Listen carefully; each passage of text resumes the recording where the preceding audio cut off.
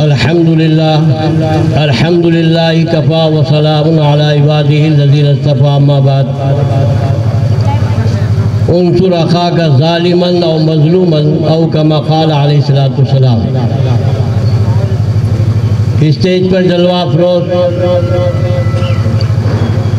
सदर मोहतरम और उसके साथ साथ हैदराबाद से तशरीफ़ लाए MLA साहब और नांदेड़ की मशहूर व मारूफ शख्सियत फिरोज़ लाला और सदर अमजद बेग साहब।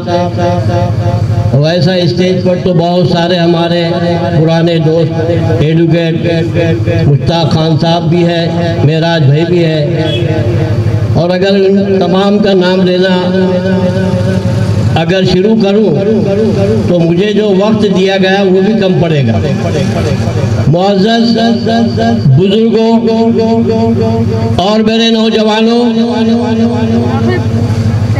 और घरों में मेरी बात को सुन रही मेरी माओ बहनों, मजहब के नाम पे जुल्म सितम हम नहीं करते। मजहब के नाम पे जुल्म सितम हम नहीं करते। वफा की आड़ में सियासत हम नहीं करते। अरे जमीन की गोद में भी जाते हैं तो गुस्ल करके वतन की मिट्टी को नापाक नहीं करते। आज इस मुल्क के अंदर मुसलमानों को शक की नजर से देखने वालों ये बात तो सुन लो, ये मुल्क सबसे पहले हमारा है, हमारा रहेगा। इसलिए कि इस मुल्क की आजादी के लिए हमने इनकलाब जिंदाबाद का नारा हमने लगाया। इस मुल्क के लिए हमने कुर्बानी दी। हमारे उलमा हजारों की तादाद में शहीद हुए। इस मुल्क के लिए चप्पे चप्पे पे हमारी जो है हमारा खून बहा है। अरे जब पड़ा वक्त गुलिस्तान पे तो लहू मैंने दिया, जब पड़ा वक्त गुलिस्तान पे तो लहू मैंने दिया। अब बाहर आई तो कहते हैं तेरा काम नहीं। मेरे भाइयों, आज नौजवान खुसूसन मुसलमान मायूसी की जगह पर आ चुके हैं। मुसलमान लोग यानी ऐसी गयूर कौम है जो सर उठाकर जीती है। नौजवानों उठो, उठो, मेरे वतन के गरीबों को जगा दो, काफ उम्रा के दरो दीवार को हिला दो। खामोश मिजाजी तुम्हें जीने नहीं देगी। इस दौर में जीना है तो कोहराम मचा दो। मेरे भाइयों, इस मुल्क के लिए आजादी का नारा हमने दिया। यहाँ तक के राष्ट्रपिता महात्मा गांधी को महात्मा का लक़ब किसने दिया? वो हमने दिया। राष्ट्रपिता महात्मा गांधी के दौरे होते तो दौरों का खर्च भी हमने दिया। अरे इस मुल्क के आपको जो जाफरानी कलर का ये तिरंगा तुम्हें जो नजर आ रहा है, इस तिरंगे का भी प्रस्ताव मुसलमान ने दिया। हमारे पुलिस भाई जो जय हिंद जो कहते हैं ये किसने दिया? ये मुसलमानों ने दिया। जय हिंद का नारा भी मुसलमानों ने दिया। इनकलाब जिंदाबाद का नारा भी मुसलमानों ने दिया। मेरे भाइयों, लेकिन आज जो देशभक्ति का दम भरने वाले, सुन लो, तुम देश के गद्दार थे, तुम देश की जो है मुखबिरी अंग्रेजों के तलवे चाटू ये गुलाम थे। आज जो देशभक्ति का दावा कर रहे हैं, अरे इनके हेडक्वार्टर पर भी तिरंगा लगाने में काफी अर्सा गुजर गया। मेरे भाइयों, मेरी मुराद RSS है। ये अंग्रेजों के तलवे चाटने वाले ये गुलाम थे। मुसलमान अपनी कुर्बानी दे रहे थे, मुसलमान अपनी लाशें बिछा रहे थे इस देश के लिए।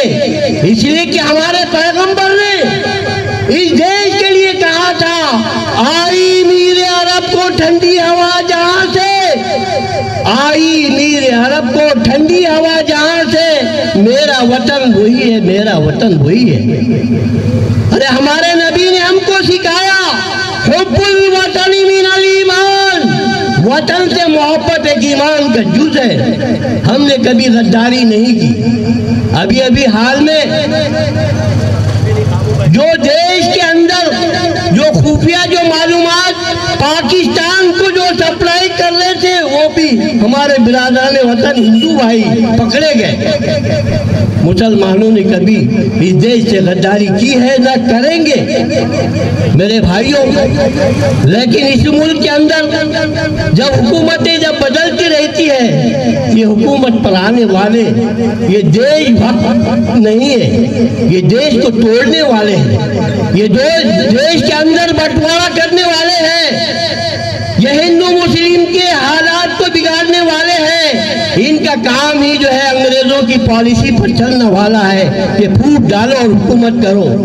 मेरे भाइयों, इलेक्शन आते हैं, इलेक्शन जाते हैं, लेकिन आपको हमको ये समझना होगा कि हमारे दरमियान हमारा नेता, हमारा कायद, हमारा रहबर कैसा हो।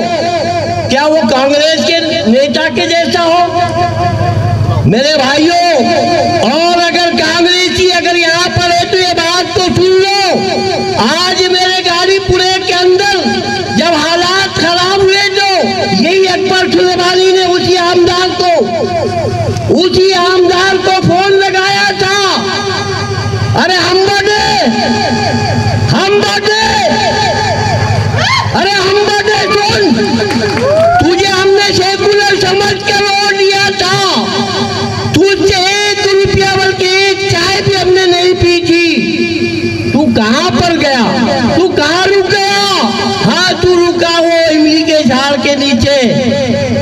हाँ, तू रुका इमली के झाड़ के नीचे, जिसके मेरे पास चश्मदीद गवाह है।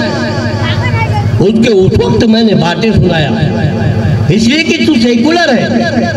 और उसके साथ साथ हमारे कांग्रेस के एक कारपोरेटर भी थे, जब उस वक्त हालात कुछ ऐसे थे, थोड़ा सा मैं आराम कर रहा था, मेरी तबीयत बराबर नहीं थी। उस वक्त मैंने वो कांग्रेस के कारपोरेटर को कहा था, अरे तेरा रिकमेंड मैंने किया था, अरे कांग्रेसी गुलाम तू सुन ले। 50 नौजवानों के सामने उसको बातें सुनाया हुआ। अरे अकबर सुलेमानी ने तुझे तुझे जो है कारपोरेटर बनाया था, तूने जब हालात गाजीपुरे पर आए थे तो तू कहाँ था? आज भी वो नौजवान मेरे सामने है जिनके सामने उसको बातें सुनाया। इसलिए कि मुझे बर्दाश्त नहीं होता, मेरी कमजोरी समझो या कुछ भी समझो, मैं किसी को बर्दाश्त नहीं करता। अगर मेरे सामने अगर नाइंसाफी होती है तो हमारे वकील साहब भी जानते हैं कि अकबर सुलेमानी वो है जिसे किसी को बर्दाश्त नहीं करता। इंसाफ कर, वरना तो अपने ओहदे से हट जा। मेरे भाइयों बुजुर्गों दोस्तों, आज नौजवानों के लिए चैलेंज है, घर घर जाओ, घर घर ये मैसेज पहुंचा दो, ये तुम्हारे खाई जो कांग्रेस के नाम पर कभी तुम्हारे खाई बनते हैं न बनेंगे। अरे खाली एक टिकट देने के लिए उत्तर से कांग्रेसियों ने 40 साल लगा दिए एक टिकट देने के लिए।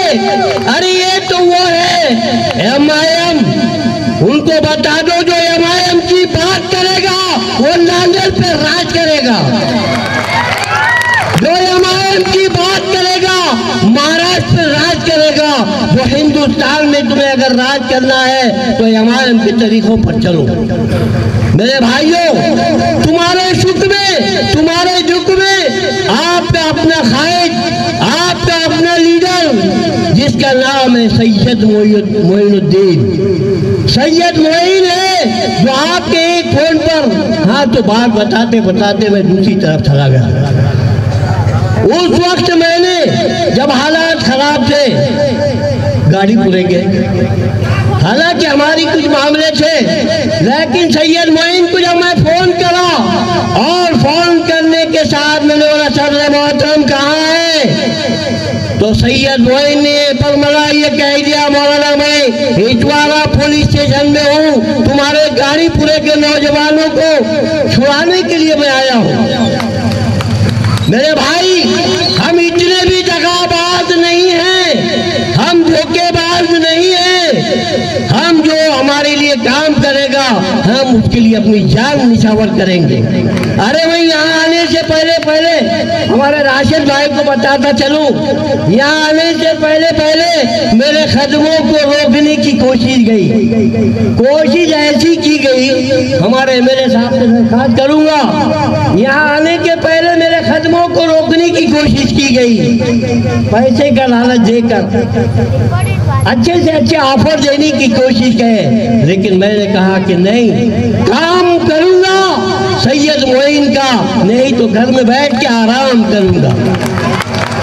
तो मेरे भाइयों, यहाँ पर बैठे हुए बड़े बड़े मुखर्रीन यहाँ मौजूद है, कभी इंशाल्लाह वक्त मिलेगा या अगर सेहत साथ देगी तो मैं इंशाल्लाह आपके बीच में दोबारा आऊँगा। मेरे भाइयों बुजुर्गों दोस्तों, बस इतना कहते हुए आपको अच्छी तरह मालूम है कि आपकी हमारी निशानी क्या है। पतंग चली रे पतंग, जैसे बच्चे गा रहे हैं, बिल्कुल गाओ और ऐसा गाओ कि तुम्हारा खाएगी इतना मजबूत बने। अरे हाँ, देखो याद रखो, अंजाम उसके हाथ है, आगाज करके देख, अंजाम उसके हाथ है, आगाज करके देख, भीगे हुए पर्वों से तू परवाज करके देख। खुदा